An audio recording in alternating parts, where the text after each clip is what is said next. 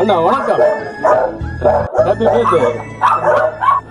Okay அண்ணா வணக்கம். வணக்கம். Okay இந்த உங்களுக்கு என்ன பெயர்? கிரமிஷ். ஓகே இந்த உங்களுக்கு ஒரு கொண்டாட்டம் என்று சொல்லி எங்களை அனுப்பி விட்டுருக்கேன். அண்ணா என்ன கொண்டாட்டம்? கொண்டாட்டம் அந்த பர்த்டே எத்தனையாவது பர்த்டே? 21வது பர்த்டே. ஒரு 21வது பர்த்டே என்ற ஒரு முக்கியமான பர்த்டே என்ன? எல்லாமே நார்மல் தான். ஆனால் 21 கூட எல்லாரும் செலிப்ரேட் பண்ணுறது தானே கூட. அது எல்லாமே ஒரே நாள் தான். அதாவது நிற்கிறது. சரி உங்களோட 21வது பர்த்டே கேக்கெல்லாம் கட் பண்ணியிருக்கீங்க போல அப்படியே?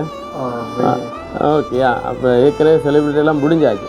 ஆனால் உங்களுக்குன்னு சொல்லி எங்கள் மூலமாக கேக்கும் என்னோடய கிஃப்ட்டும் வந்து அனுப்பியிருக்கிறாங்க. சரி முதல் இப்படி ஒரு சர்ப்ரைஸ் எதிர்பார்த்துறீங்களா நீங்கள்? இல்லை இப்படி யார் அனுப்பியிருப்பா நினைக்கிறீங்களா? எனக்கு என்ன எங்களோட தங்கச்சி போலான்னு இருக்கு. யார் தங்கச்சி என்ன? இல்லை அவன் அனுப்பலையே. எனக்கு என்னோட தங்கச்சி இருக்கு. அவன் சரியான நேசம் மைக்கின்னு சொல்லி லண்டனில் இருக்கிறான். ஒரு அவையாக தான் இருக்கணும். இதை விட்டு அண்ணாக்கள் எல்லாம் நார்மலாக எனக்கு பர்த்டே கிஃப்ட் வாங்கி தருவாங்க. அதனால அதெல்லாம் நார்மல்.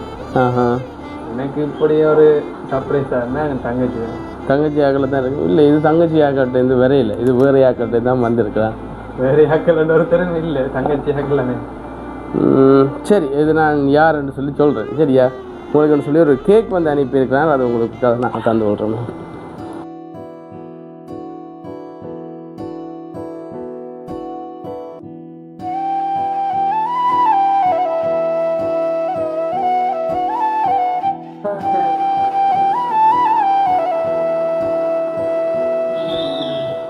அந்த கேக் கண்டோடனே இது யார் அனுப்பியிருப்பான்னு சொல்லி சொன்னோடனே உடனே தங்கச்சியாக்கள் சொல்கிறீங்க. தங்கச்சியாக்கெல்லாம் கொஞ்சம் நேசம் அண்ணாக்கள் தங்கச்சி. அப்போ மற்றாக்கள் நேசம் இல்லை அப்படியா? அவங்க சரியா நேசம். ஒரு முறை ஒரு மெத்தம் தெரியணும். அப்போ போன முறை எப்படி தந்தது ஞாபகம்? போன முறை எனக்கு பாசல்ல இது வாங்க. ஆனால் இது உண்மையாக உங்களோட தங்கச்சி ஆக்கள்கிட்ட இருந்து வரையில வேற ஒரு உறவினர்கிட்ட தான் வந்திருக்குது. உறவினர்களோட சரி உங்களுக்கு கொடுக்க சொல்லி இன்னொரு கிஃப்ட்டும் வந்து ஒரு சின்ன ஒரு பாக்ஸ் தான் உங்களுக்கு தந்துருக்குறாங்க. சரி இதுக்கு என்ன இருக்குமா நினைக்கிறீங்க? மேபி இது போச்சா தான் இருக்குமா? ஆனால் நீங்கள் எதிர்பார்க்காத கிஃப்ட் ஒன்று இருக்குது. அதில் மேலே போ இருக்குது தானே, அந்த போவை பிடிச்சி அப்படி இழுங்க. அப்போ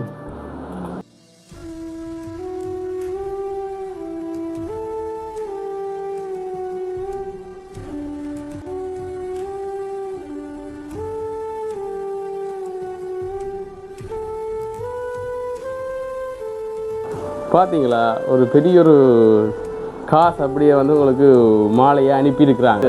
உங்களோட பிறந்த நாளைக்குன்னு சொல்லி ஒரு 50,000 ரூபாய் காசு வந்து அனுப்பியிருக்கிறாங்க. சரி இதில் எல்லாமே வந்து யார் செய்திருப்பா நினைக்கிறீங்க? கூடுதலாக இந்த தங்கச்சி ஆக்களை தான் இருக்கணும். தங்கச்சி ஆக்கலண்டா உங்களோட தங்கச்சி ஆக்கலண்டா என்ன முறையில் உங்களோட தங்கச்சி உங்களோட அம்மாக்காவை தங்கச்சி அவங்களோட பிள்ளை இது அன்ற ஆக்களும் செய்திருக்கலாம் தானே? யோசிச்சிருக்க மாட்டாங்க. கொஞ்சம் துடி போனா.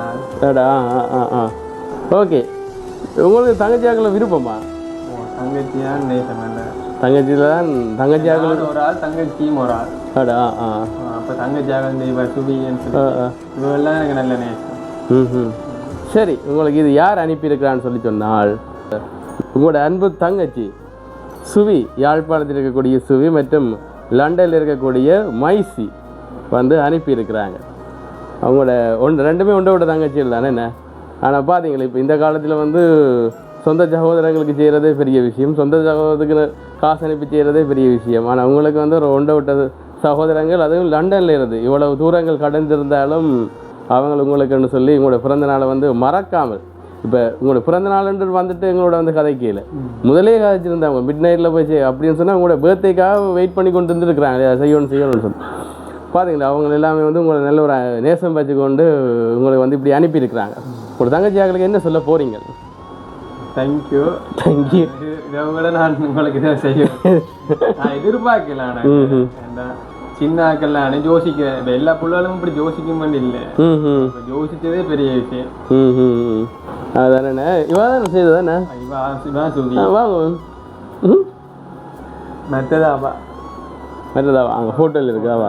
ஓகே ஏன் இப்படி அண்ணா செய்யணும்னு நினச்சீங்க நீங்கள்? அண்ணா விருப்பம் உங்களுக்கு? எவ்வளோ தூரம் விருப்பம்?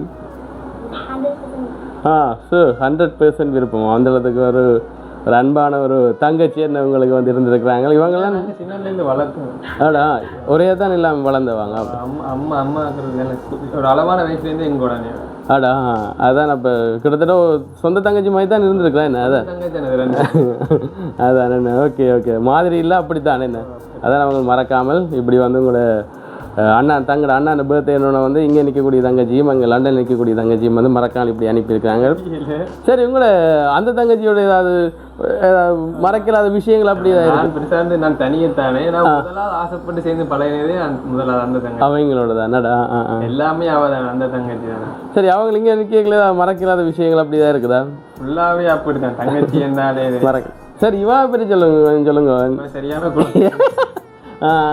இவையும் அங்கே அடுத்த ரெண்டும் தான் இப்போ எனக்கு சொந்தமான அது ரெண்டு தான். ஆடா அதான் இதை தாண்டி சொல்கிறதுக்கு ஒன்றுமே இல்லை. நீங்கள் அப்படியே சொல்லிட்டீங்க.